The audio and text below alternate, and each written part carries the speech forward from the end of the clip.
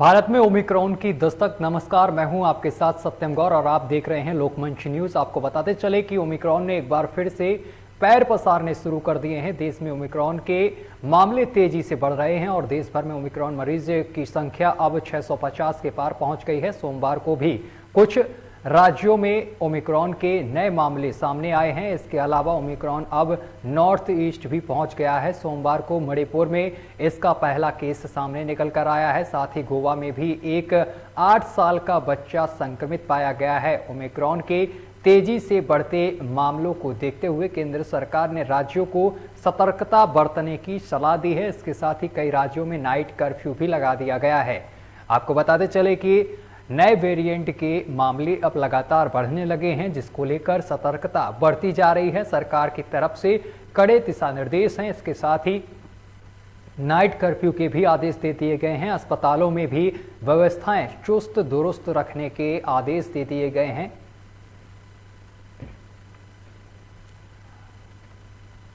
और हमारे साथ हमारे संवाददाता अलग अलग जिले से जुड़ गए हैं। सभी का आपसे परिचय कराते हैं। हमारे साथ अजीत रावत गाजियाबाद से जुड़ गए हैं। इसके साथ ही मनीष प्रतापगढ़ से हमारे संवाददाता जुड़ गए हैं और भानु सिंह चंदेल हमारे साथ उन्नाव से जुड़ गए हैं।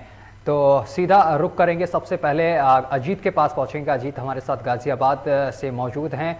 अजीत, अगर गाजियाबाद की बात की जाए तो यहाँ पर अस्पतालों का क्या कुछ हाल है, क्योंकि नए वेरिएंट के मामले एक बार फिर से लगातार बढ़ रहे हैं। कहीं ना कहीं सरकार के लिए चिंता एक बार फिर से बढ़ती हुई नजर आ रही है। अजीत, आप तक आवाज पहुंच रही है? अजीत, आप मुझे सुन पा रहे हैं? आप तक आवाज पहुंच पा रही है? तो आपको बताते चले कि ओमिक्रॉन के मामले एक बार फिर से बढ़ते जा रहे हैं, जिसको लेकर सरकार लगातार जो व्यवस्थाएं हैं उसको लेकर दिशा निर्देश दिए हैं।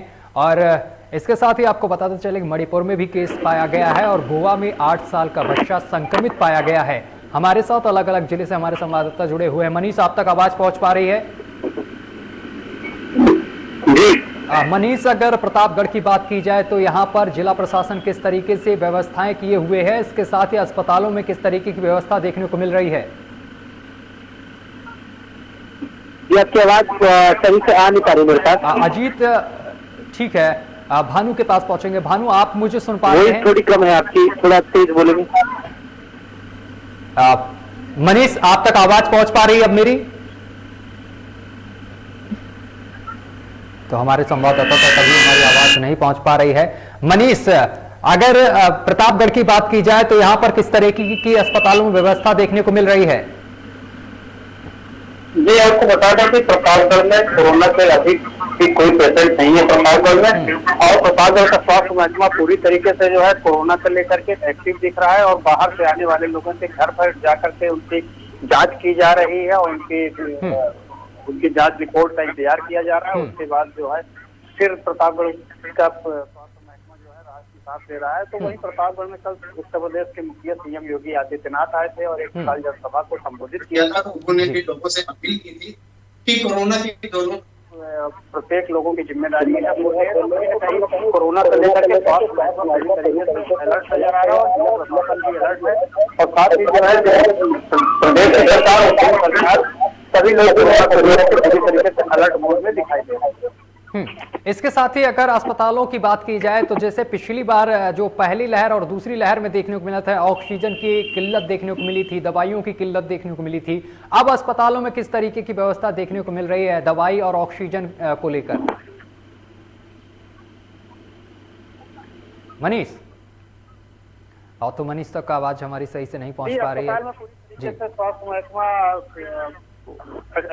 एक्टिव मोड में है और अस्पतालों में साफ सफाई की भी पूरी तरीके से ध्यान दिया जा रहा है और आने वाले लोगों को लेकर के स्वास्थ्य महकमा पूरी तरीके से गंभीर दिखाई दे रहा है। जो भी वहां पर पेशेंट आते हैं उनकी जो है गंभीरता से जांच की जा रही है और पूरे जिले में जो है कई सारी टीमें गठित की गई हैं जो लोगों के घर घर जा करके लोगों का जो है सैंपल ले रही है और सैंपल लेकर के जो है उनका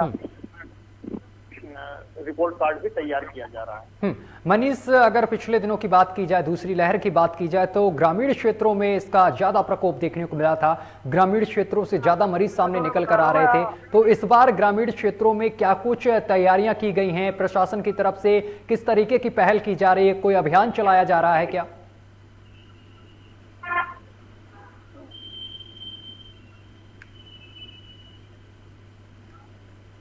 तो मनीष तक सही से आवाज नहीं पहुंच पा रही। हमारे साथ भानु सिंह चंदेल भी मौजूद हैं।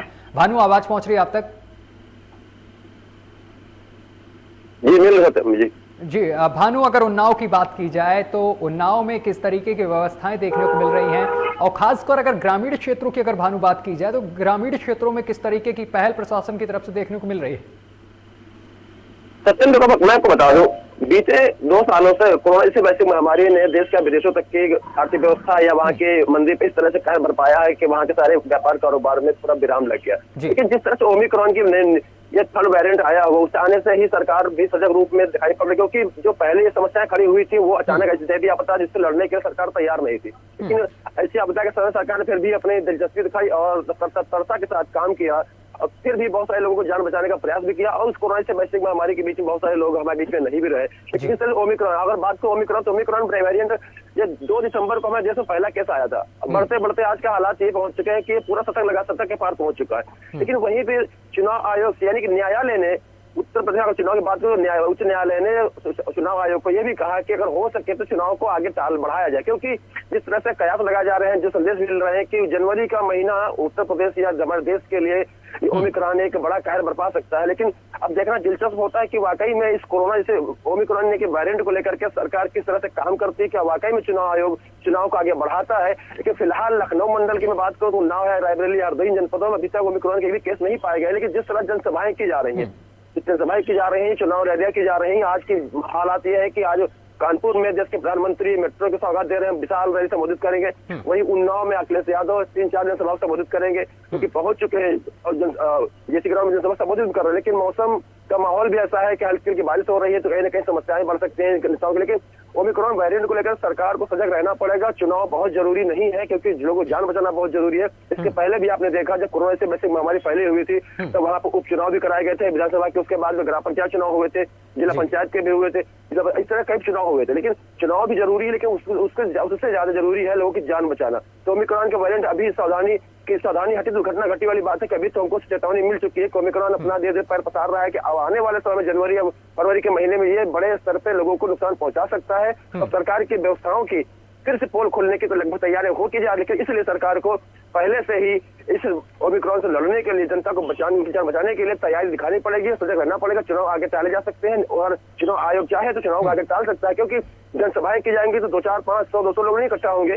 देश के सूबे के मुख्यमंत्री आएंगे, उप मुख्यमंत्री आएंगे, अन्य दलों के नेता आएंगे, तो वहां पर 2-4, 5 हजार के तादाद में जनसंख्या इकट्ठा होगी। और ये भी लाजिमी है उस जनसभा में, उस जनसभा में बहुत सारे लोग बाहर से भी आएंगे।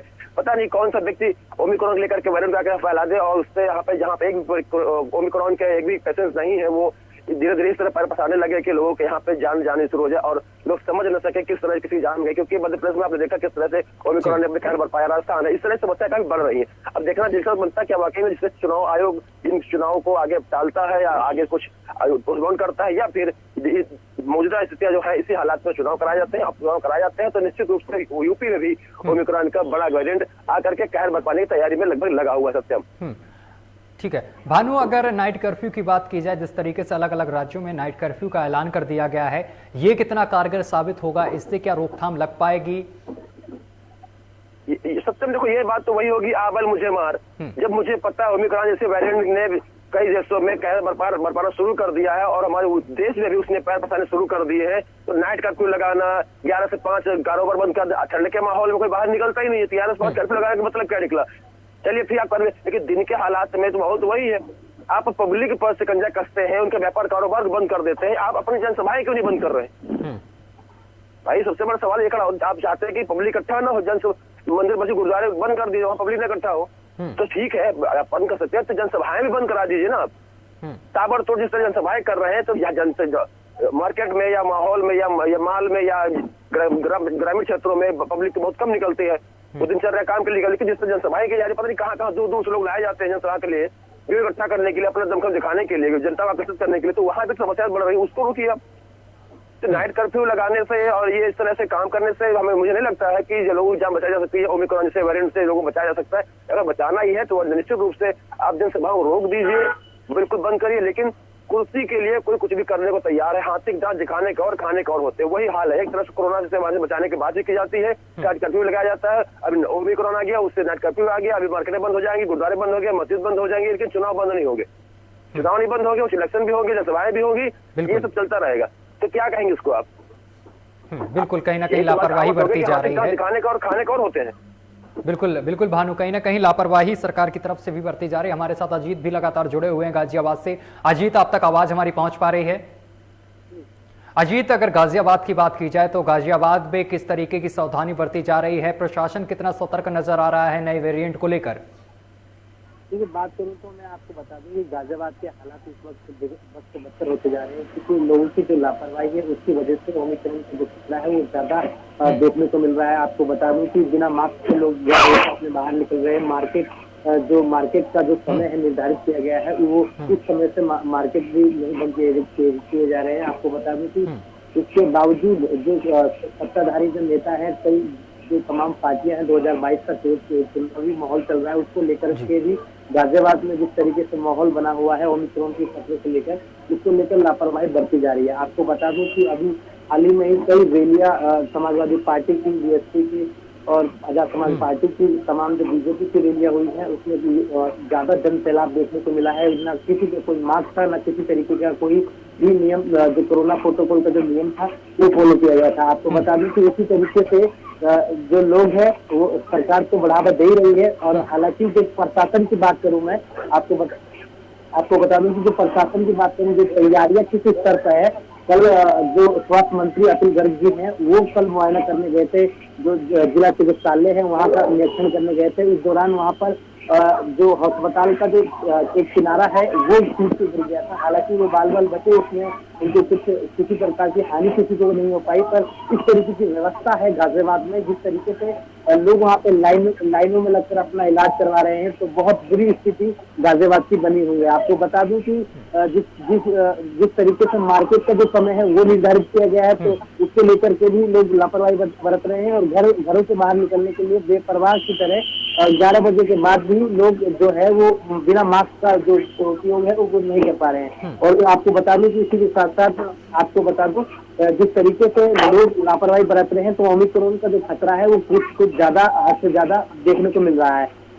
जी, इसके साथ ही अगर अस्पतालों की बात की जाए, जिस तरीके से सरकार बड़े बड़े दावे करती है कि गाजियाबाद हो या फिर उत्तर प्रदेश के कोई भी अस्पताल हो, वहाँ पर व्यवस्थाएं पूरी कर ली गई हैं और व्यवस्थाओं को लेकर सुरक्षा और इसके साथ ही जो अस्पताल में ऑक्सीजन की कमी पिछली बार देखने को मिली थी, इस बार पूरी देखने को मिल रही, कई जगह प्लांट भी लगाए गए हैं। इन चीज़ों को लेकर क्या अपडेट है आपके पास? जी देखिए, मैं आपको बताना चाहूंगा कि अस्पताल में प्रशासन जो है वो दावे पूरे कर रहा है, पर कहीं ना कहीं प्रशासन जो है वो विफल नजर आ रहा है।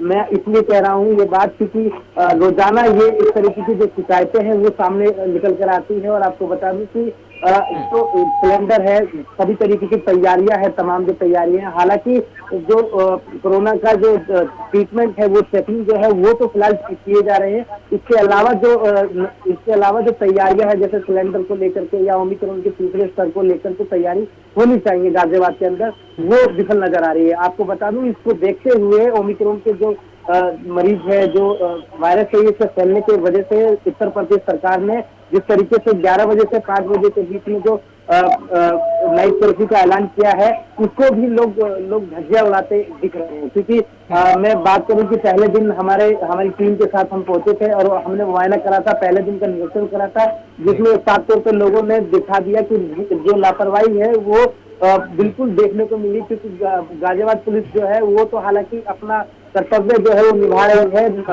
जो नाइट कर्फ्यू का जो पालन है वो तो लोगों से करवा रही है, पर लोगों में फिलहाल जो लापरवाही सामने देखने को मिली, इससे बड़ी ही चिंताजनक बात है। जी बिल्कुल, लेकिन अगर दिल्ली की बात की जाए जो कि गाजियाबाद से सटा हुआ है, वहाँ पर भी 160 के करीब मामले सामने निकल कर आए हैं। और ऐसे में अगर दिल्ली के जो समीप के जो शहर हैं, जैसे कि नोएडा हो गया, गाजियाबाद हो गया, गुड़गांव हो गया, इन जगहों पर किस तरीके की पाबंदियां देखने को मिल रही हैं, इसके साथ ही क्या गाजियाबाद में लोग जो गाइडलाइंस हैं उनको नियम का पालन कर रहे हैं? देखिए मैं बता दूं आपको, तो दिल्ली एनसीआर की जो सीमाएं हैं वो रात के 11 बजे के बाद एकदम सील कर दी गई हैं। अगर जो कोई सामने निकल कर आता, कोई बिना काम के निकल के आता है, तो हालांकि इसके नाइट कर्फ्यू के तहत जो कोरोना प्रोटोकॉल के जो नियम और जो नाइट कर्फ्यू का जो पालन नहीं करते हैं।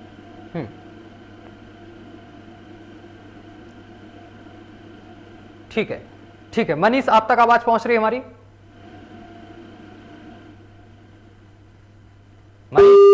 सुन पा रहे हैं?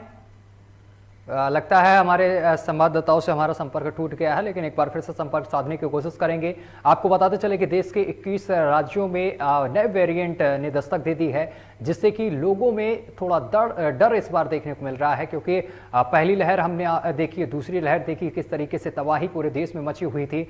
लाशों के ढेर भी देखने को मिल रहे थे, लोग इलाज के लिए तरस रहे थे, अस्पतालों के बाहर लंबी कतारें देखने को मिल रही थी, भारी दिक्कतों का लोगों को सामना करना पड़ रहा था। लेकिन एक बार फिर से आपको बताते चले कि नए वेरिएंट ने दस्तक दे दी है, और ये वेरिएंट बहुत ही खतरनाक बताया जा रहा है, जिसको लेकर डॉक्टरों ने भी चेतावनी दे दी है कि अपने आप की सुरक्षा करना बेहद जरूरी है। मास्क का प्रयोग करें, सैनिटाइजर का प्रयोग करें, इसके साथ ही सोशल डिस्टेंसिंग का भी पालन करना बेहद जरूरी बताया गया है, क्योंकि ओमिक्रॉन जो नया वेरिएंट आया है, इसने भारत के 21 जो राज्य हैं, देश के 21 राज्य हैं, यहां पर दस्तक देती है, जिससे कि लोग भयभीत हैं। गोवा में भी मामला सामने निकल कर आया, जहां पर 8 साल का बच्चा संक्रमित पाया गया है। मणिपुर में भी इसके मामले सामने निकल कर आए हैं, और इसके साथ ही महाराष्ट्र और राजधानी दिल्ली की बात करें तो यहां पर भी सबसे अधिक मामले देखने को मिल रहे हैं, जिससे कि डॉक्टर और उसके साथ ही सरकार भी अब चिंता में आ गई है। लोगों को हिदायत दी गई है। इसके साथ ही